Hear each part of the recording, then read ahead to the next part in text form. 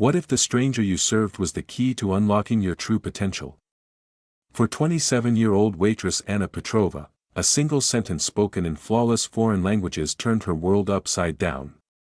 This is not a fairy tale, but a story of a cryptic letter, a private jet ticket, and a challenge that could either break her or guide her to the life she was meant to live.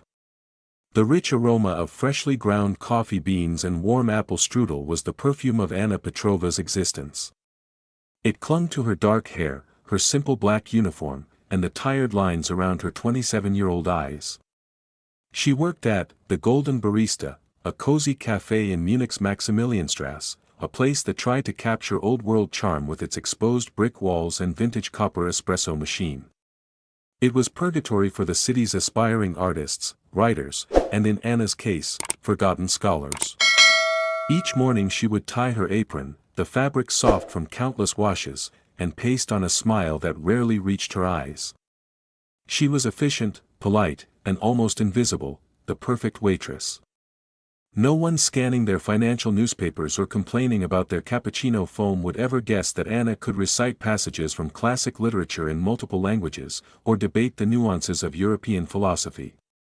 No one knew that 3 years ago, she had been a top student at Moscow State University, living a life painted in the vibrant colors of academic dreams. Then came the phone call. Her father's sudden illness, the collapse of his small engineering firm, the mountain of unexpected debt. Her future dissolved overnight. She flew to Munich, leaving behind the snow-covered courtyards of her homeland for the efficient streets of Bavaria, sharing a cramped apartment with her friend Lena. Her previous life became a ghost, a painful whisper of dreams that belonged to someone else. "Order ready," called Klaus, the head barista, his voice cutting through the morning rush. Anna grabbed the steaming cups, their warmth seeping through her fingers. She moved through the crowded café with practiced grace, weaving between businessmen and tourists. Table 12 was her challenge today, a man in an expensive suit, probably in his late 40s, who had already complained that his espresso was too Germanic and demanded something more authentic. His name was Brenner, and he was desperately trying to impress his much younger companion. "And make sure the sugar is raw cane, not that processed white powder," he had commanded earlier, snapping his fingers. "I can taste the difference." "Got it, miss?" Anna had simply smiled. "Of course, sir." As she navigated the lunch rush, her eyes briefly swept the room. In the far corner booth sat a man who was different from the usual Golden Barista crowd. He wasn't checking his phone or trying to be noticed. He was simply observing. He wore a simple charcoal cashmere sweater and dark trousers. There was no flashy watch, no ostentatious display of wealth, but the quality of his clothes and the quiet intensity in his gaze spoke of a different world entirely. He nursed a single black coffee, and every time Anna passed his table, she felt those analytical gray eyes following her movements. The brass bell above the café door chimed, announcing a new arrival. An elderly woman, looking flustered and out of place, stepped inside. She clutched a leather handbag, her eyes wide and scanning the busy room as if she had stumbled into an alien world. She approached the counter where Kevin, a teenage employee, was struggling with the ordering system. "Excuse me," she said hesitantly, her English heavily accented. "I am lost. Where is the art museum?" "The Lenbeckhaus." Kevin stared at her blankly. Sorry, I don't really understand your accent. Can you repeat that?" The woman tried again, switching between broken English and her native tongue, clearly distressed about finding her tour group. From his table, Brenner let out a loud, theatrical sigh. "For heaven's sake, the incompetence. Here, let a cultured man handle this." He approached the woman with exaggerated confidence, speaking slowly and condescendingly as if volume could bridge the communication gap. The elderly woman looked even more confused and distressed. Anna, who was clearing a nearby table, felt a familiar flush of second-hand embarrassment. It was painful to watch. Brenner was treating the woman like a child, making a spectacle of her confusion. Something inside Anna, the part that remembered discussing great literature in university corridors, finally snapped. She placed her tray on the nearest table, wiped her hands on her apron, and approached the elderly woman. The man in the corner booth, Alexander Weiss, leaned forward ever so slightly, his coffee cup paused halfway to his lips. Anna looked at the woman and smiled gently. Then she spoke, and the voice that emerged was not the tired, careful voice of a Munich waitress. It was confident, warm, and perfectly fluent. She addressed the woman in flawless German, then smoothly switched to what sounded like her native language when she realized the woman was more comfortable with that. The conversation flowed naturally as Anna helped sort out the confusion about museums and tour groups. The room seemed to fall silent around their small group. Brenner's jaw went slack. His companion stared at Anna with wide, astonished eyes. Kevin peered out from behind the counter. The elderly woman's face, however, lit up with profound relief as Anna patiently listened to her story and offered practical solutions. Anna turned to Kevin. "Kevin, could you please seat this lady at table 15 and bring her some water and our pastry menu? No charge." Then she helped the woman, whose name was Mrs. Volkov, figure out how to reach her tour group. Anna made a quick call, gave clear directions, and even walked her to the nearest tram stop. When Anna returned to the cafe, she noticed that Brenner had left, along with a pathetic €2 tip on a €60 bill. She wasn't surprised. What did surprise her was that the man in the corner booth was also preparing to leave. He caught her eye as he slid on a tailored navy coat. He gave her a small, almost imperceptible nod, a look of profound appraisal in his gray eyes. He left a crisp €100 note on his table for a €3 coffee and walked out without a word. As Anna prepared to leave at 5 o'clock, Klaus approached her with something in his hands. "Hey, Anna," he said, holding out a sleek black envelope. "That guy from the corner booth, he came back. Said he forgot to give this to you personally." Inside the expensive envelope were 2 items that would change her life forever: a business card for Alexander Weiss, CEO of Weiss Technologies, a global powerhouse in AI and aerospace, and a private jet reservation to Zurich with her name on it. The handwritten note read, "Miss Petrova, talent like yours should never be hidden behind a coffee machine. A mind that can bridge worlds belongs in boardrooms, not in service. A car will collect you tomorrow at 8 a.m. This is not charity. It's recognition." As Anna stood in the empty cafe, holding what felt like a golden ticket to another life, one thought echoed through her mind: what if this was real? What if her moment had finally come? The choice was hers. Safety in familiar struggle, or the terrifying leap into an unknown future that could change everything. The decision that would change everything was made in a cramped Munich apartment at 6 in the morning. Anna stared at the business card and jet reservation spread across her tiny kitchen table, her coffee growing cold as the weight of possibility pressed against her chest. Lena had spent half the night trying to talk her out of it. "Anna, this is insane. You don't just fly off with mysterious billionaires. This is how people disappear." But as dawn broke through their small window, Anna felt something she hadn't experienced in 3 years: hope. Real, terrifying, intoxicating hope. "I have to know," she whispered, more to herself than to her worried friend. "I have to know what this could be." The black Mercedes arrived precisely at 8 o'clock. The driver, professional and silent, loaded her single suitcase and opened the door to what felt like stepping into another dimension. During the smooth ride to Munich's private aviation terminal, Anna tried to convince herself this was all an elaborate dream. But the Gulfstream G700 was very real. Gleaming white with silver accents, it sat on the tarmac like a promise of the impossible. A flight attendant with an impeccable smile greeted her at the stairs. "Welcome aboard, Miss Petrova. Mr. Weiss has arranged everything for your comfort." The interior was a study in understated luxury: cream leather seats, polished wood accents, and windows that offered a view of Europe shrinking below as they climbed into the morning sky. Anna was the only passenger, alone with her racing thoughts and the increasingly surreal reality of her situation. 2 hours later, they touched down in Zurich. Another car, another silent driver, another journey deeper into a world she didn't understand. The city passed in a blur of pristine streets and alpine backdrop until they turned through imposing gates into a private estate. The mansion was breathtaking, a modern architectural marvel of glass and stone nestled against the hillside, with views that stretched across Lake Zurich to the snow-capped mountains beyond. Anna felt increasingly small and out of place with each step. Alexander Weiss was waiting for her in a grand study lined with books from floor to ceiling. In daylight, he appeared younger than she had thought, perhaps 38, with the kind of sharp intelligence in his gray eyes that missed nothing. "Miss Petrova," he said, rising from behind a sleek desk. "Welcome to Switzerland. I trust your flight was comfortable." It was incredible, Anna managed, still overwhelmed by the grandeur surrounding her. "Mr. Weiss, I have to ask, why am I here? This is all so far beyond anything I could have imagined." Before he could answer, the study doors opened with decisive authority.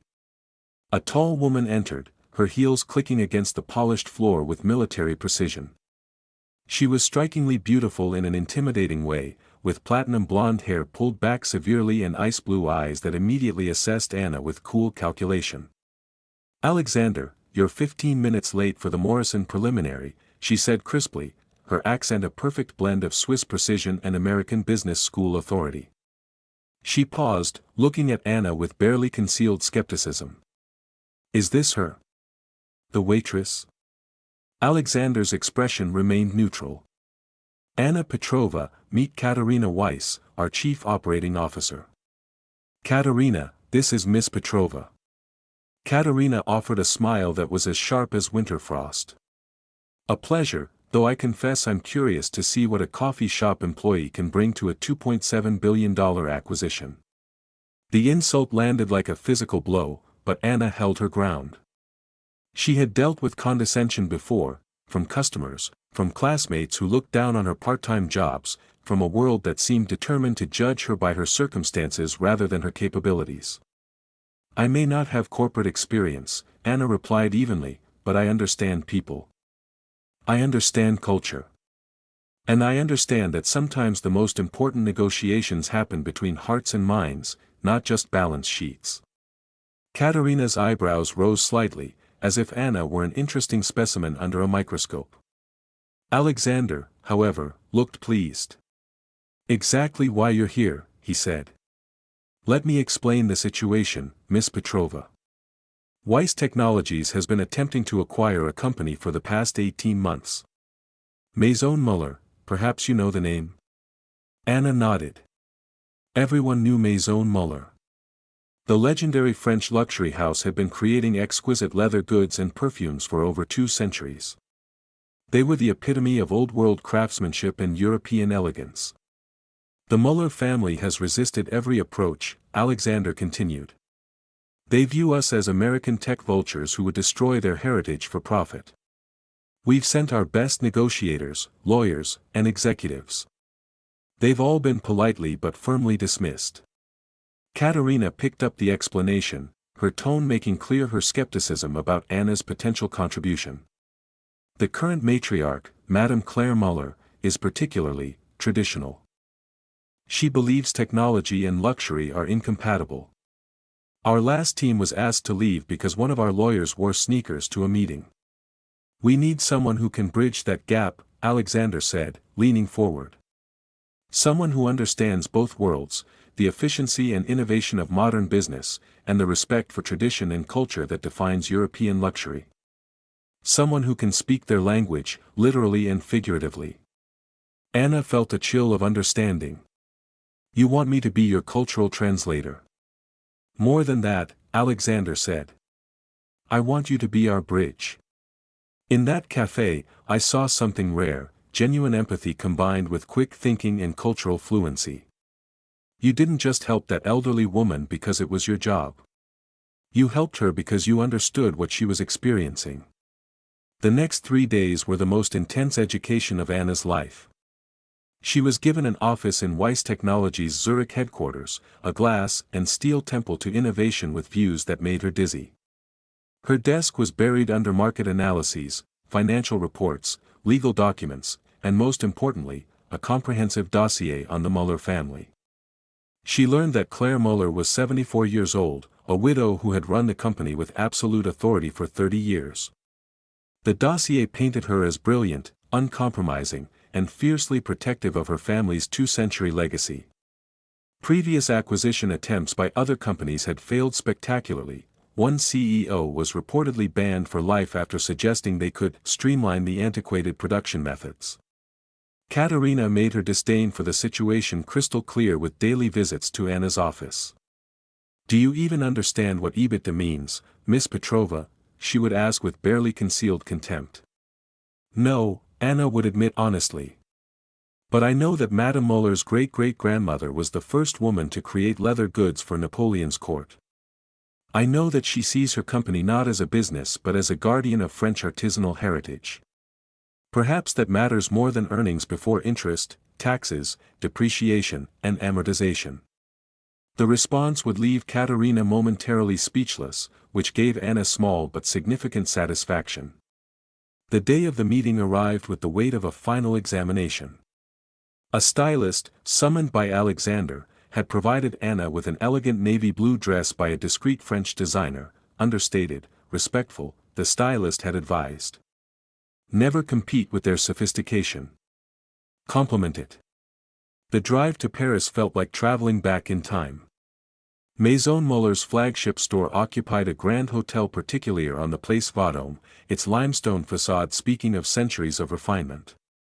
Anna's nervous energy reached fever pitch as their convoy of black cars pulled up to the historic building. Inside, the atmosphere was rarefied, polished marble floors, crystal chandeliers, and the subtle scent of leather and jasmine. They were escorted to a formal salon on the top floor, where Anna got her first glimpse of Claire Muller. The matriarch was smaller than Anna had expected but possessed an aura of absolute authority that filled the room.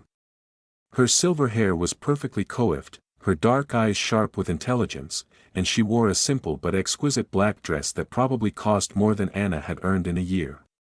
She was flanked by her two sons, both stern-faced men in their 50s who looked like they were attending a funeral rather than a business meeting. The introductions were formal and cool. When Anna was presented as part of our cultural liaison team, Madame Muller's eyes lingered on her with curiosity rather than dismissal, the first encouraging sign. Then Katerina took the lead, and Anna watched in horror as everything went wrong.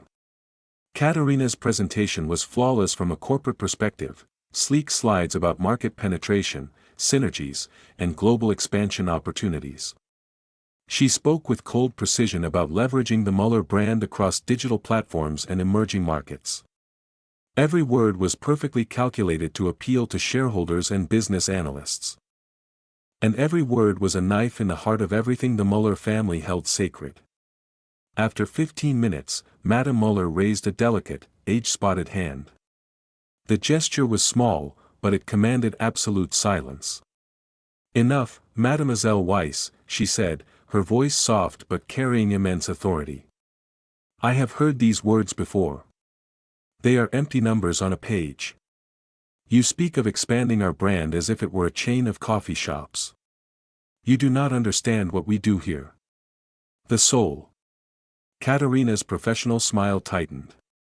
"Madame Muller, with all due respect, the soul of a company cannot pay its employees or fund its growth in a competitive global marketplace." The temperature in the room dropped 10 degrees. Madame Muller's elder son, Philippe, spoke for the first time, his voice carrying aristocratic disdain. "My mother finds your approach aggressive, mademoiselle." Anna watched the negotiation deteriorate with growing alarm. The two sides weren't just speaking different languages, they were operating from completely different value systems. The Weiss team talked about efficiency and profit margins. The Muller family spoke of heritage and artisanal integrity. As the meeting was about to collapse entirely, Anna felt a desperate urge to act. This was her moment, her one chance to prove that Alexander's instinct had been right. She caught his eye across the table. He gave her the slightest of nods. Permission. Anna stood slowly, her heart hammering against her ribs. Every eye in the room turned to her. "Madame Muller," she said quietly, speaking in perfect French, "Forgive my interruption." She walked not toward the negotiating table, but toward a small painting on the wall behind Madame Muller's chair. It wasn't a famous masterpiece, but it was exquisite, an intimate portrait of an 18th-century woman in pale blue silk, reading a leather-bound book. "This is beautiful," Anna said, her accent flawless and warm. "The brushwork is so delicate. It reminds me of Jean-Honoré Fragonard, but it's more intimate, less theatrical. Is it a family piece?" For the first time since the meeting began, Madame Muller's austere expression softened. She looked surprised and intrigued. "You have a good eye, mademoiselle. That is a portrait of my great-great-great-grandmother, painted by one of Fragonard's lesser-known students. It is my most treasured possession." Anna studied the painting more closely. "She's reading." That was unusual for women to be portrayed this way in that era, unless she was truly intellectual. She must have been a remarkable woman. A note of pride entered Madame Muller's voice. She was indeed.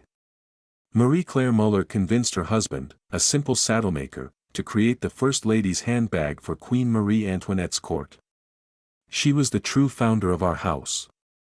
Her vision. The room had fallen completely silent. Katerina was staring at Anna with her mouth slightly open. The lawyers were shifting uncomfortably in their chairs, confused by this sudden turn away from financial discussions. Anna turned from the painting to face Madame Muller directly. "Mr. Weiss's company is built on technology and data, a world of numbers. But he understands that a legacy like yours isn't built on numbers alone. It's built on vision. The vision of a woman like her." She gestured gracefully toward the portrait. "He doesn't want to erase that vision, madam. He wants to give it a new voice, to share it with a world she could never have dreamed of. A company without soul is just a machine. You are the soul of Maison Muller. He's not here to buy a machine. He's here to protect a work of art." The silence stretched for what felt like eternity. Madame Muller studied Anna with those sharp, intelligent eyes, searching for something, sincerity, perhaps, or understanding. Then she slowly turned her gaze to Alexander Weiss. "Your grandfather, was he a craftsman, Monsieur Weiss?" Alexander, who had remained silent throughout the disaster and Anna's intervention, finally spoke. "He was a watchmaker in Geneva. Swiss precision was in his blood. He taught me that the foundation of anything worthwhile is respect for the craft." Madame Muller nodded slowly. For the first time since they had entered the room, a genuine smile touched her lips.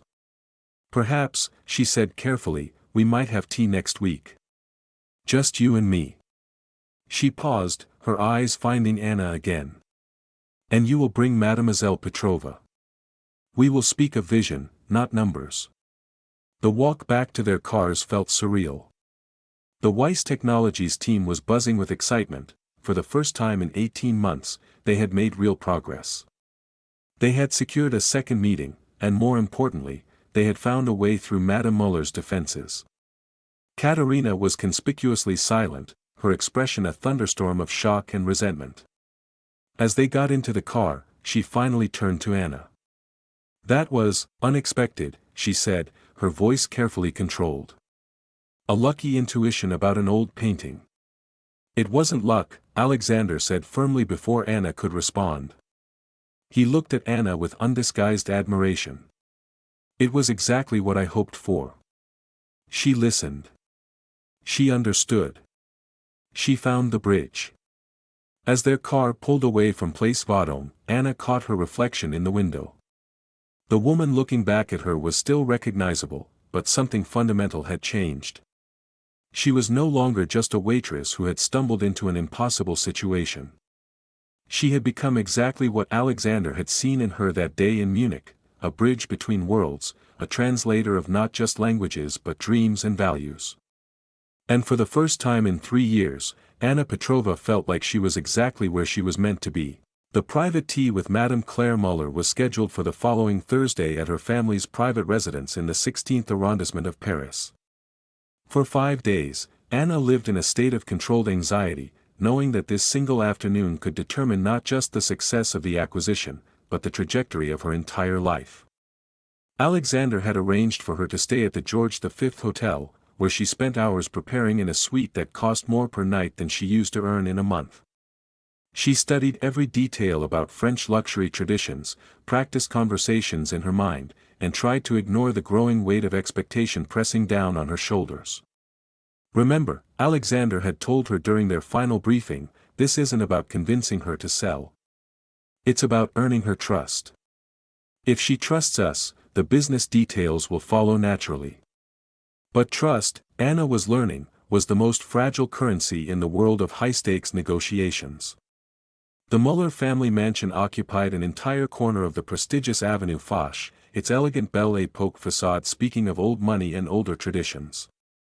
Anna approached the imposing front door wearing a simple cream-colored dress chosen specifically for its understated elegance, nothing that could be interpreted as flashy or trying too hard.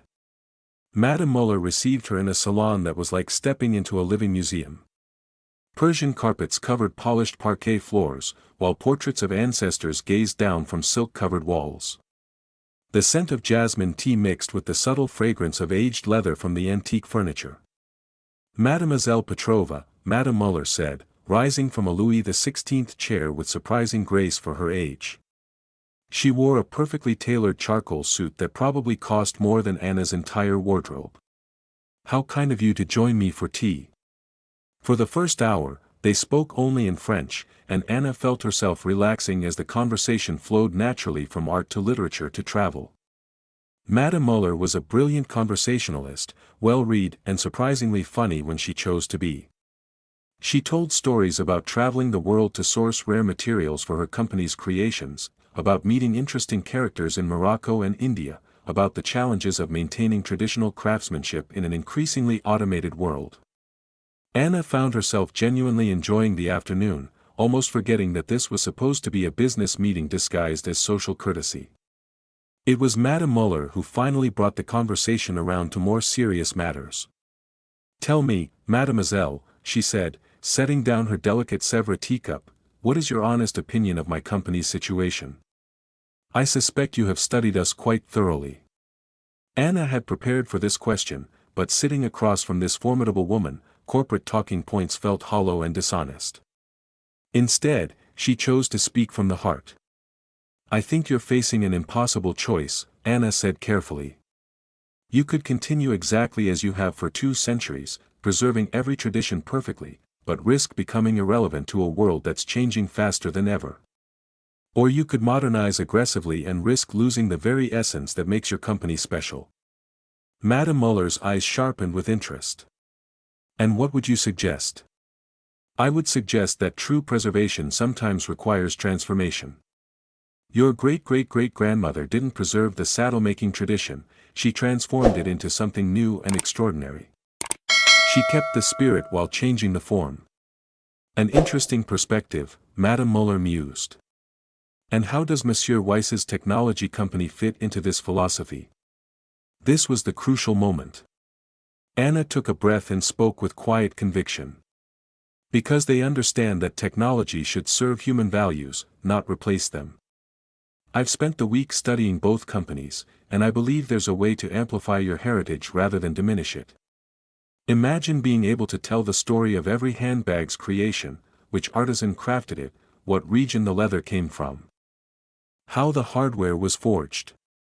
Technology could make your customers feel more connected to the craftsmanship, not less." Madame Muller was silent for a long moment, her intelligent eyes studying Anna with an intensity that felt like being examined under a microscope. "You speak very eloquently about preservation and transformation," she said finally. "But tell me, what have you preserved in your own life? What have you transformed?" The question caught Anna completely off guard. It was personal, unexpected, and somehow got to the heart of everything she was struggling with.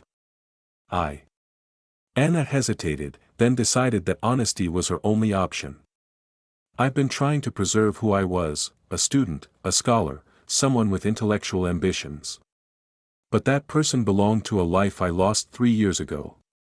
What I'm learning, what this experience is teaching me, is that maybe I need to transform that identity into something new. Keep the love of learning and understanding, but apply it differently. And what would this transformation look like? Anna felt a moment of clarity that was almost startling in its intensity. Someone who bridges worlds. Someone who helps people understand each other across cultural and linguistic divides. Someone who proves that the values we cherish don't have to disappear when circumstances change, they just need to find new expressions. Madame Muller smiled, not the polite, social smile she had worn during tea, but something warmer and more genuine. I think, she said slowly, that I would like to meet with Monsieur Weiss again. But this time, I want you to be present for every conversation. If this partnership is to work, it will require someone who understands both sides deeply. Someone who can ensure that our souls don't get lost in translation. Anna felt a rush of emotion so powerful it nearly brought tears to her eyes. She had done it. Somehow, impossibly, she had earned the trust of one of Europe's most formidable business leaders. There is one condition, Madame Muller continued, her tone becoming more businesslike.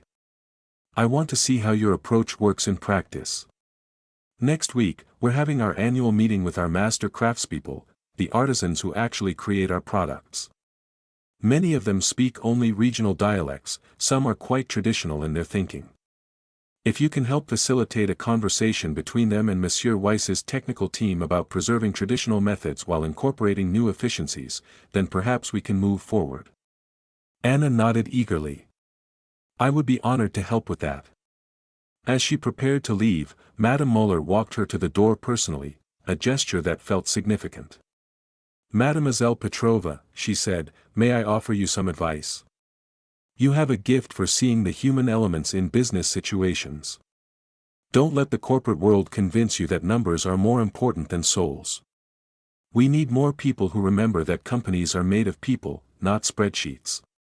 The walk back to her hotel felt like floating. Anna had not just succeeded, she had found her purpose. For the first time since leaving university, she felt like she was using her mind for something that mattered. But when she arrived at the George V, a message was waiting that would complicate everything. Katharina Weiss had arrived in Paris unexpectedly. She wanted to meet immediately to discuss concerns about the direction of the negotiations. The tone of the message was professional, but Anna could read the subtext. Katharina wasn't happy about being bypassed, and she was preparing to reassert control. Anna had proven she could earn Madame Muller's trust. Now she would have to navigate the much more treacherous waters of corporate politics, where the greatest threats often came from within rather than without. The real test was just beginning. Anna's return to her Paris hotel after the meeting with Madame Muller was interrupted by a curt message, see me now. Katharina Weiss awaited, looking every inch the commanding executive, her voice freezing. You took unilateral action, Anna. Our board expects protocol, not improvisation. Anna countered, explaining how tradition and trust mattered more to the French family than another pitch deck. But it was clear, Katharina saw Anna as a threat, an outsider, an amateur daring to rewrite the playbook. Their tense exchange was cut short by a message from Alexander, Suite 412. Urgent. Both of you. They found Alexander pacing, visibly rattled. Their board's in revolt. Tomorrow morning they'll vote to halt talks. Someone leaked details. They fear a foreign takeover. Anna's heart sank. All her progress with Madame Muller was at risk from forces she couldn't see. Katharina pushed for a classic counterstrike. We'll go in with our legal team, lay out guarantees, protect their brand. But Anna saw the flaw. That's what they expect, aggressive tactics confirming every fear. Let me meet with their craftspeople, the artisans. If they trust us, maybe the board listens. Katharina was incredulous. Your plan rests on winning over leatherworkers? Anna nodded. They're not just labor. They are the brand's soul.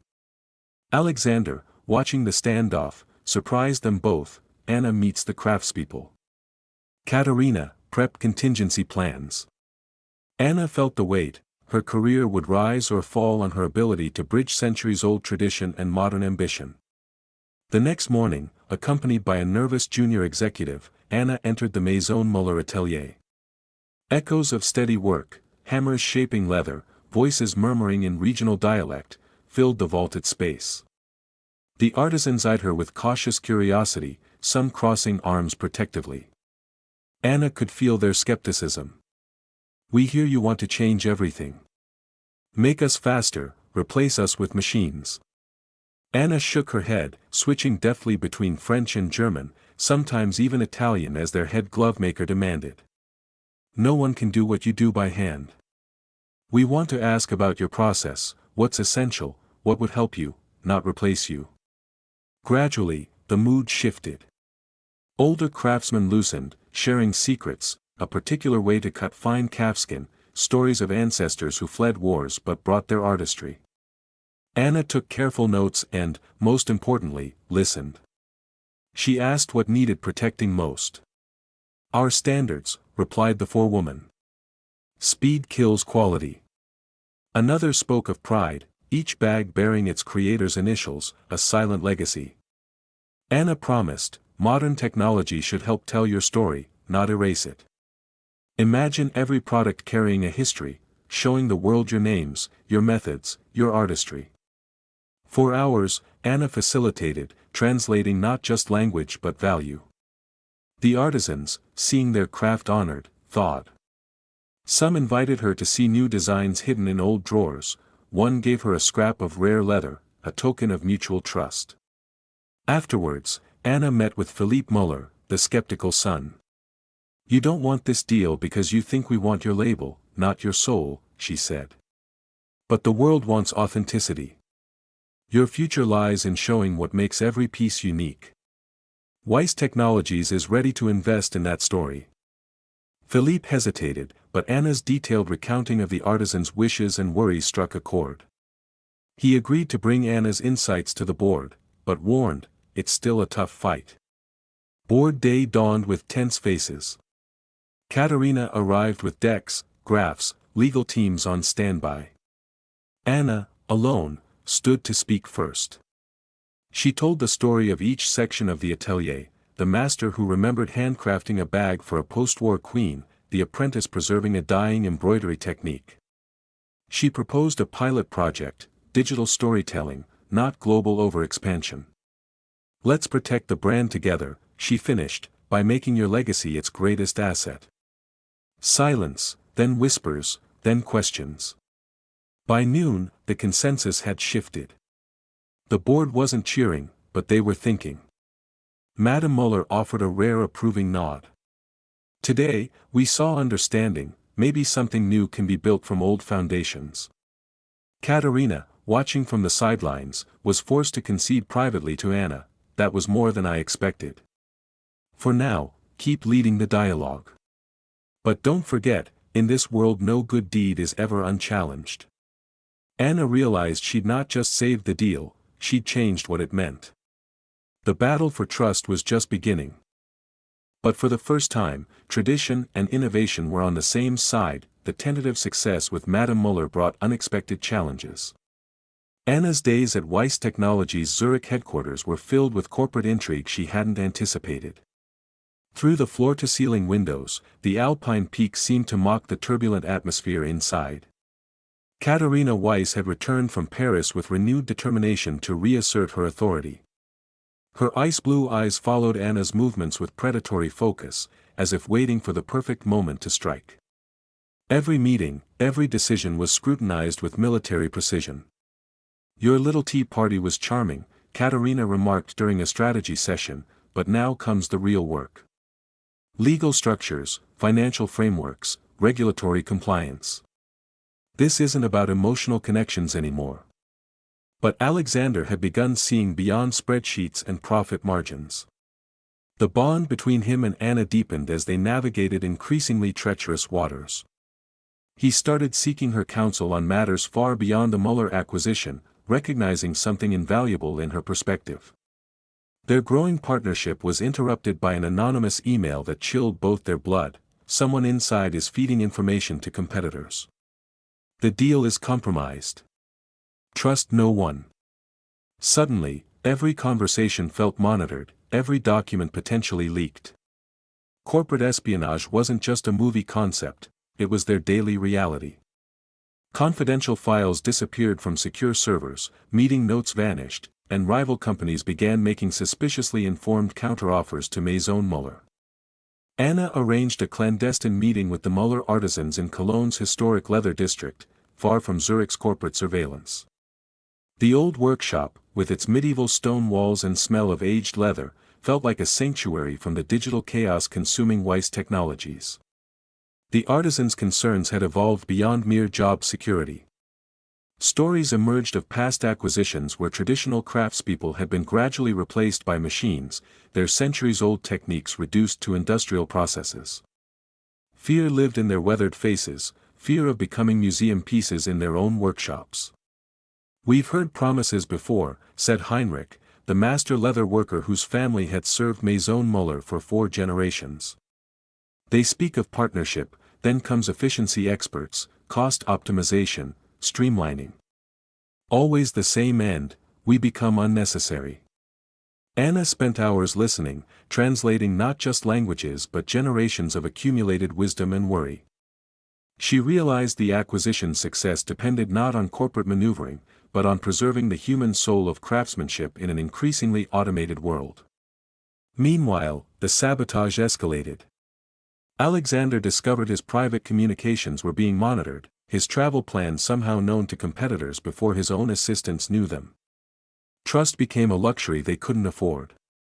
Anna's response was characteristically unconventional. She proposed creating a transparent digital platform that would showcase each artisan's individual story, making their personal contributions visible to the world. Instead of hiding traditional methods, they would celebrate them as luxury's greatest asset. The idea was radical: complete transparency in an industry built on exclusivity and secrecy. But it resonated with the artisans, who saw it as recognition rather than exploitation. Young craftspeople, initially skeptical of technology, became enthusiastic about sharing their heritage with global audiences. The platform gained unexpected traction. Fashion influencers began featuring artisan stories, customers started requesting specific craftspeople for their orders, and the waiting lists for Maison Muller products grew longer than ever. But success brought new dangers. The Muller family itself began fracturing under the pressure of change. Philippe Muller, already suspicious of American corporate culture, started viewing Anna as a manipulative outsider using charm to seduce his family into surrender. Internal battles erupted during family meetings. Madame Muller's younger son, Jean-Claude, sided with Anna's vision, while Philippe rallied traditionalist board members against any foreign partnership. The family that had survived 2 world wars and countless economic crises suddenly seemed vulnerable to internal division. Anna found herself mediating not just business terms, but centuries-old family dynamics. She learned to navigate the complex emotional landscape of pride, legacy, and fear that shaped every decision. Each conversation required understanding not just what was said, but what generations of family history made impossible to say. Through it all, Alexander watched Anna transform from an uncertain waitress into a confident leader. She had found her voice, not in boardrooms or conference calls, but in the spaces between cultures, the gaps between generations, the bridges between tradition and innovation. The acquisition was no longer just a business transaction. It had become something larger, a test of whether human values could survive corporate efficiency, whether heritage could coexist with progress, whether trust could triumph over suspicion. As negotiations entered their final phase, Anna realized she had discovered more than a career, she had found her calling. The girl who had served coffee in Munich had evolved into a woman who could broker peace between worlds that seemed irreconcilably different.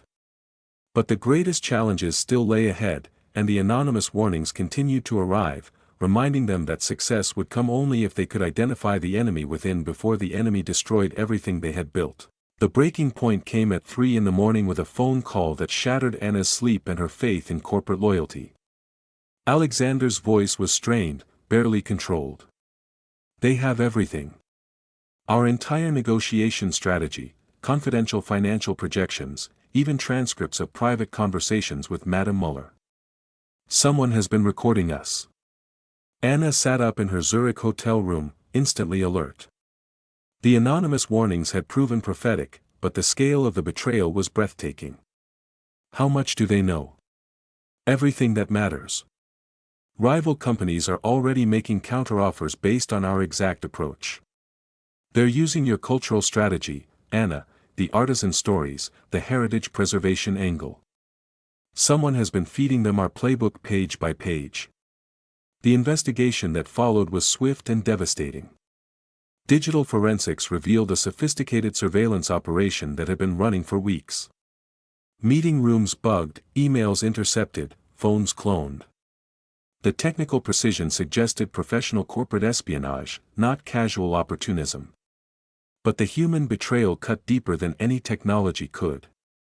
Security cameras and electronic trails led to an inevitable, gut-wrenching conclusion. Katharina Weiss had been systematically sabotaging her own company's biggest acquisition. The confrontation took place in Alexander's private office at dawn, the alpine sunrise casting long shadows across the polished conference table where three people sat in a triangle of broken trust.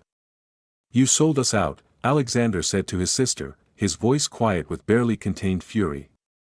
"Your own family's company, your own brother. For what? Money? Corporate politics? Revenge?" Katharina's composure was glacial, unrepentant. "I saved this company from a catastrophic mistake. You were letting a waitress with art history fantasies drive a multi-billion-dollar decision.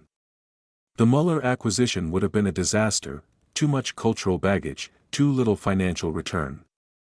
Anna felt the accusation like a physical blow, but forced herself to remain silent, recognizing this was a family reckoning years in the making. "So you decided to destroy it rather than let me try?" Alexander's hands clenched into fists.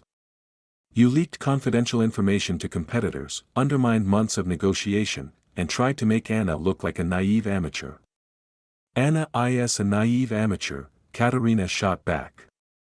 "She's a pretty face who speaks languages and makes old ladies feel special. That's not corporate strategy, Alexander. That's performance art. I was protecting our shareholders from your romantic delusions about hidden potential and cultural bridges." The words hung in the air like poison.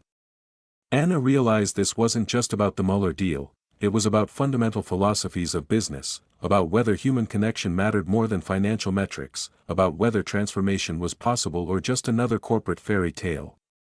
Alexander stood slowly, his decision crystallizing with each word. "You're right about one thing, Katharina.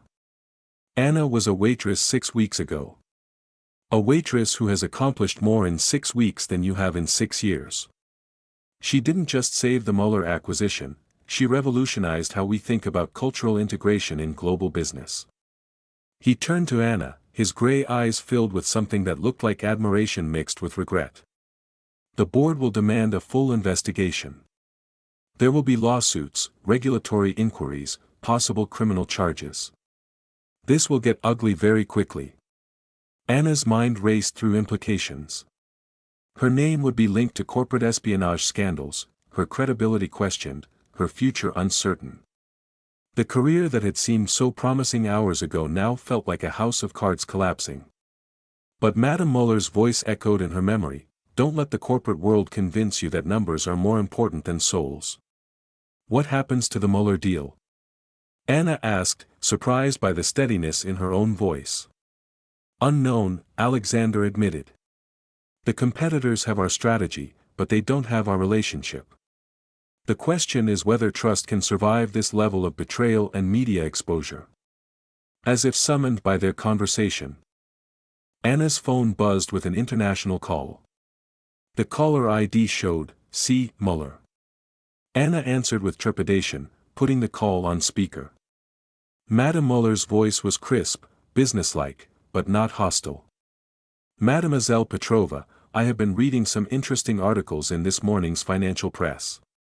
It seems your acquisition strategy has become quite popular with other companies as well." Anna's heart sank. "Madame Muller, I can explain." "No explanation necessary, my dear.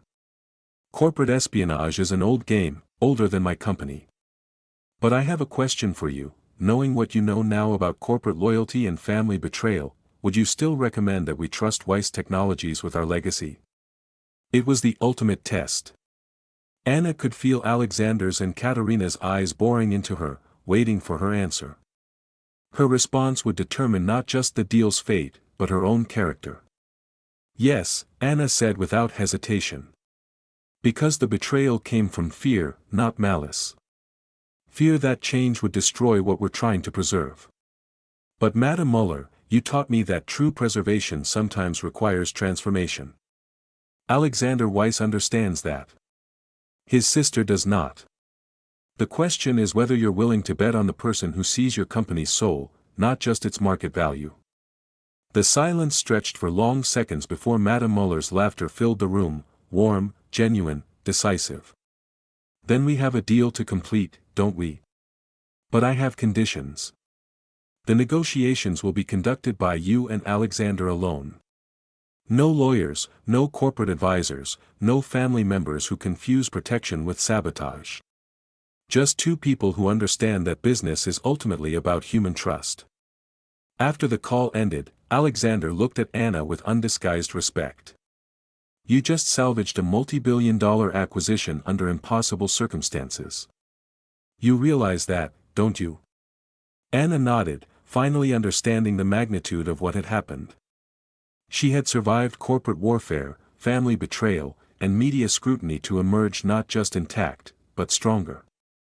The waitress who had served coffee 6 weeks ago had become someone who could navigate the most treacherous corporate waters with wisdom and grace. Katerina stood to leave, her face a mask of cold professionalism. This isn't over, she said quietly. There will be consequences for both of you. Yes, there will, Alexander agreed. For all of us. The difference is that Anna and I will face them together, while you'll face yours alone. As the door closed behind his sister, Alexander turned to Anna with a smile that mixed exhaustion with hope. Ready for the most unconventional corporate negotiation in business history? Anna felt the weight of responsibility settling on her shoulders, but for the first time in her life, it felt like wings rather than chains. Let's change the world. The final negotiations took place in an unexpected location, not in a corporate boardroom or luxury hotel, but in the heart of Maison Muller's original workshop in Paris. The decision was Anna's, and it proved to be another stroke of genius that would be studied in business schools for years to come. Surrounded by the tools and traditions of 2 centuries, Alexander and Anna faced the complete Muller family board. The espionage scandal had made global headlines, but rather than destroying the deal, it had inadvertently validated Anna's approach. Competitors who had stolen their cultural strategy lacked the authentic relationships to execute it effectively. Madame Claire Muller presided over the final meeting with the dignity of a queen holding court. Her sons, Philippe and Jean-Claude, sat on opposite sides of the ancient wooden table that had witnessed countless family decisions. The irony wasn't lost on anyone. This table had seen the company survive 2 world wars, the rise and fall of empires, and now the digital revolution. Anna's presentation was unlike anything the business world had seen. Instead of PowerPoint slides and profit projections, she brought the voices of the artisans themselves. Through carefully recorded video testimonials, the craftspeople spoke about their hopes for the future. Their fears about industrialization, and their growing excitement about sharing their stories with the world. Heinrich, the master leather worker, appeared on screen speaking directly to the family. For 4 generations, my family has served yours. This young woman has shown us that we don't have to choose between honoring our past and embracing our future. She sees us as artists, not just workers. The digital platform Anna had championed was already showing remarkable results. Customer engagement had increased by 340%, with buyers specifically requesting pieces from particular artisans. The waiting list for custom work had grown from 3 months to 18 months.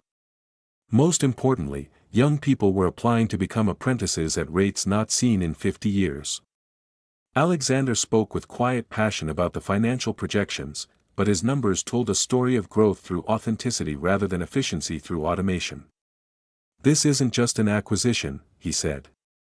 "It's a validation that human craftsmanship has never been more valuable in an automated world." The debate that followed was intense but respectful. Philippe Muller voiced concerns about losing family control, about American corporate culture overwhelming French heritage. But his brother Jean-Claude countered with data showing how the platform was actually strengthening their connection to their roots. Madame Muller listened carefully to each voice before speaking. "Anna," she said finally, "you have shown us something I thought impossible, how to grow without losing our soul. But I have one final request." Anna's heart stopped, wondering what condition could still derail everything they had worked for. "I want you to promise me that you will never become like the other executives I have met. Don't let success make you forget the woman who saw my great-great-great-grandmother's portrait and understood what it meant. The business world needs people who remember that companies are made of people, not profit margins." Anna stood, feeling the weight of the moment. "Madame Muller, I promise you this, if I ever stop seeing the human stories behind the business decisions, if I ever stop believing that respect and understanding matter more than quarterly earnings, then I will walk away from this industry entirely." The vote was closer than anyone expected, 4 in favor, 3 against, with 1 abstention. But it was enough. The Maison Muller acquisition was approved. The celebration was subdued but meaningful. As champagne was poured and congratulations exchanged, Anna felt a profound sense of completion mixed with anticipation. She had done more than help close a business deal, she had proven that authentic human connection could triumph over corporate manipulation. In the weeks that followed, the offers poured in. Headhunters called with positions at major consulting firms, luxury conglomerates wanted to hire her as a cultural integration specialist, and business schools invited her to lecture on cross-cultural negotiation. But Alexander had a different proposition.